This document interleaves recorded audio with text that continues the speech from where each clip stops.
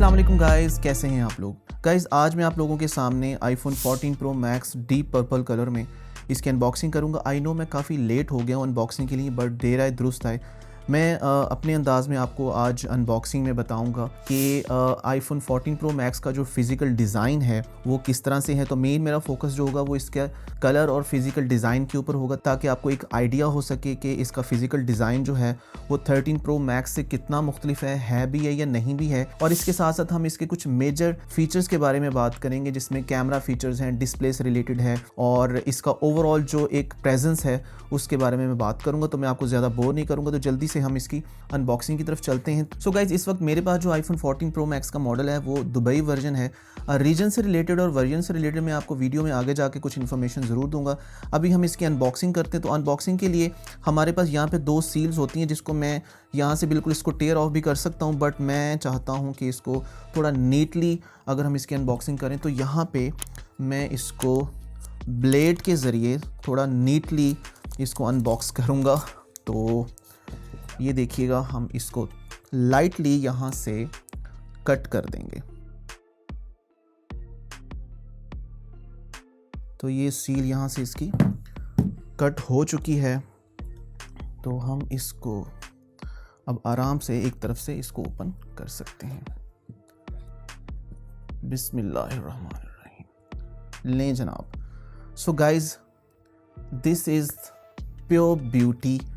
जब purple colour Apple ने launch नहीं किया था और र्यूमर्स थी कि एप्पल इस साल 14 प्रो मैक्स के 14 सीरीज़ के मॉडल में पर्पल कलर देगा, तो बहुत ज़्यादा अजीबोगरीब सी एक्सपेक्टेशन थी कि यार पता नहीं जो एप्पल का पर्पल कलर होगा वो किस तरह से होगा। पर्पल कलर की कोई इतना पॉपुलर कलर नहीं है डिवाइसेस में, क्योंकि ज़्यादातर आपको गोल्ड या स्पेस ग्रे या इसके अलावा सिल्वर कलर देखने को मिलता है। लेकिन एप्पल ने इस दफ़ा भी कमाल कर दिया, जैसे उसने सीरा ब्लू की दफ़ा किया था। 13 प्रो मैक्स में जब एप्पल ने सीरा ब्लू कलर को लॉन्च किया था तो बहुत सारे लोग कंफ्यूज थे कि शायद ये स्काई ब्लू कलर इतना ज़्यादा ना बिके, लेकिन आप लोग जानते हैं कि सबसे ज़्यादा बिकने वाला जो कलर है 13 प्रो मैक्स में वो सीरा ब्लू ही है। और इसी तरीके से इस दफ़ा भी वही बात हुई है कि एप्पल का जो सबसे ज़्यादा बिकने वाला जो कलर है वो 14 प्रो मैक्स के 14 के मॉडल में जो है वो पर्पल, डीप पर्पल कलर है। और आप इस कलर को ज़रा अच्छे से आप इसका ज़रा अंदाज़ा लगाएं कि ये किस तरीके से बहुत ही कमाल से इसकी जो इसकी जो फिनिशिंग है। सबसे पहले कलर को देखें कि किस तरीके से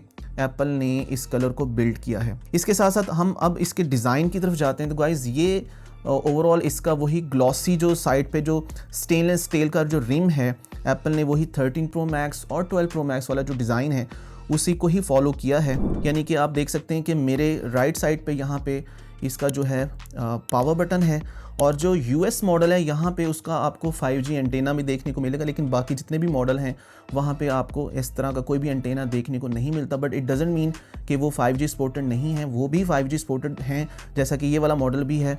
सो बहुत सारे लोग कंफ्यूज होते थे कि शायद जो यूएस मॉडल होता है सिर्फ वही 5G सपोर्टेड होता है। ऐसा नहीं है। 12 सीरीज़ से लेके ऑनवर्ड जितने भी आईफोन के मॉडल हैं वो सारे के सारे 5G सपोर्टेड हैं। जबकि लेफ्ट साइड पर अगर हम देखें तो यहाँ पे इसका ये जो है ये साइलेंट बटन है, म्यूट स्विच है, और ये वॉल्यूम अप और वॉल्यूम डाउन बटन है, और ये जो है इसकी सिम ट्रे। और ये वाली जो सिम ट्रे है बेसिकली आपको जो यूएस मॉडल है वहाँ पे देखने को नहीं मिलेगी, क्योंकि वो यूएस मॉडल में इस दफ़ा एप्पल ने दोनों ई सिम मुतारिफ करवाई हैं, जिसकी वजह से पाकिस्तान में या शायद आप कह सकते हैं कि इंडिया में भी यूएस मॉडल की इतनी ज़्यादा डिमांड नहीं है, क्योंकि ज़्यादातर लोग अभी भी फिजिकल सिम यूज़ करते हैं, और बहुत सारे नेटवर्क्स ऐसे भी हैं जो कि अभी ई सिम की फैसिलिटी प्रॉपर नहीं दे रहे। 13 प्रो मैक्स की दफ़ा तो यूएस मॉडल बहुत ज़्यादा बिका था, लेकिन इस बार 14 प्रो मैक्स के लिए जो है वो यूएस मॉडल की इतनी ज़्यादा डिमांड नहीं है। यानी आप कह सकते हैं कि सेम मॉडल में अगर आप एक मॉडल आईफोन 14 प्रो मैक्स का कोई भी या 14 प्रो का लेते हैं, तो अगर आप डिफरेंट रीजन में जाते हैं तो आपको 15 से 20,000 30,000 का डिफरेंस देखने को मिलता है। सो गाइज, ये इसका ओवरऑल डिज़ाइन है। मैं चाहता हूँ कि आप इसको क्लोजली इसको देखें। आप देख सकते हैं कि जो कैमरा है एप्पल का वो हर साल उसके जो बम्प है वो बढ़ते ही जा रहे हैं। यानी कि 11 प्रो मैक्स से ये सिचुएशन शुरू हुई थी 3 कैमरे वाली, और आप देख सकते हैं कि इसके जो कैमरा बम्प है काफ़ी ज़्यादा सिग्निफिकेंटली, यानी आप देख सकते हैं काफ़ी ज़्यादा ऊपर की तरफ निकले हुए हैं।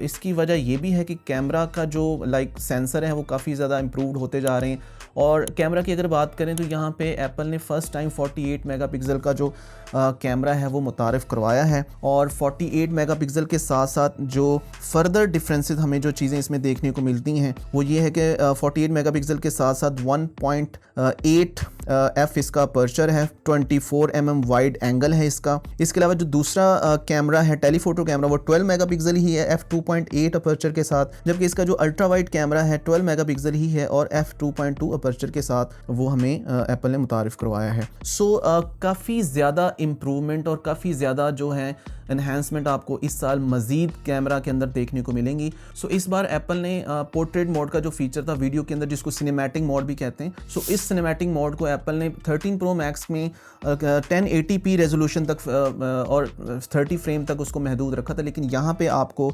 सिनेमैटिक मोड जो है 14 प्रो मैक्स के अंदर 4K रेजोल्यूशन के साथ 24 और 30 फ्रेम के अंदर आपको ये अवेलेबल है, यानी कि मज़ीद बेहतर इसका जो है वो सिनेमैटिक मोड होगा। और वो लोग जो इसको यूज़ कर चुके हैं 13 प्रो मैक्स में इस फीचर को, वो जानते हैं कि ये एक बहुत ही कमाल का फीचर है और बहुत ही प्रोफेशनल कैमरा है, यानी कि जिस तरह बहुत मतलब अच्छे DSLR लेवल के जो मतलब कैमराज हैं वो जिस तरीके से मतलब वर्क करते हैं, आईफोन के जो कैमराज हैं वो with the passage of time उसी तरीके से इम्प्रूव होते जा रहे हैं। सो कैमरा के अंदर काफ़ी ज़्यादा इन्हेंसमेंट है, लो लाइट इसकी फ़ोटोग्राफी काफ़ी ज़्यादा इम्प्रूवड है 48 मेगापिक्सल सेंसर की वजह से।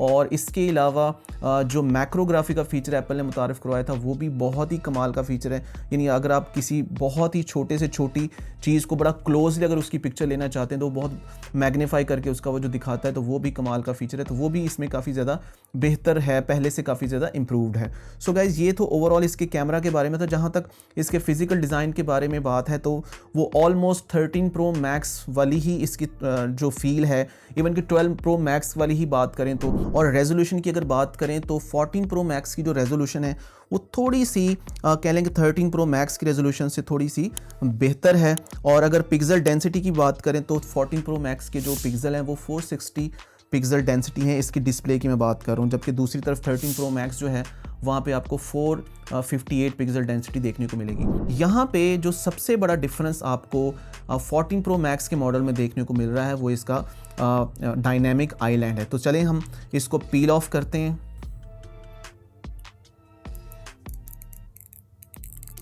क्या बात है, दिस साउंड।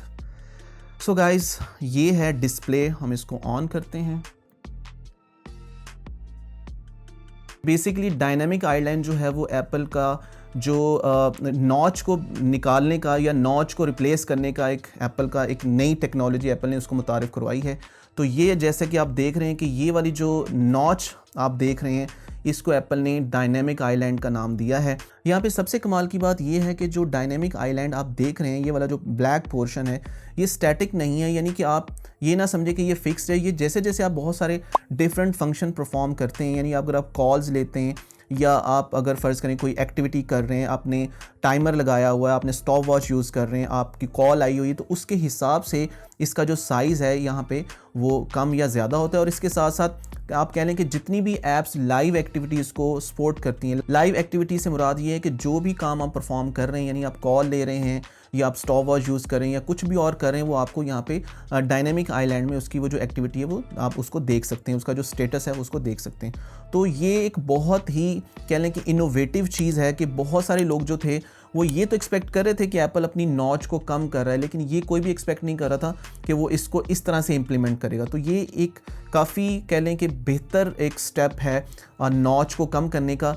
नेक्स्ट ईयर या मे बी उससे अगले साल हम देख सकते हैं कि एप्पल शायद इस नॉच को डायनेमिक आइलैंड को कम्प्लीटली रिमूव कर दे अपने फ़ोन में से, बट मे बी हमें इस चीज़ को देखने के लिए 1-2 साल और वेट करना पड़ेगा। So guys I do hope कि आपको वीडियो अच्छा लगा होगा। अगर वीडियो अच्छा लगा हो तो प्लीज़ इसको लाइक करें और इस चैनल को भी सब्सक्राइब कर दें और बेल आइकॉन को प्रेस कर दें ताकि इसी तरह की इन्फॉर्मेटिव वीडियोज़ आपको मिलती रहें।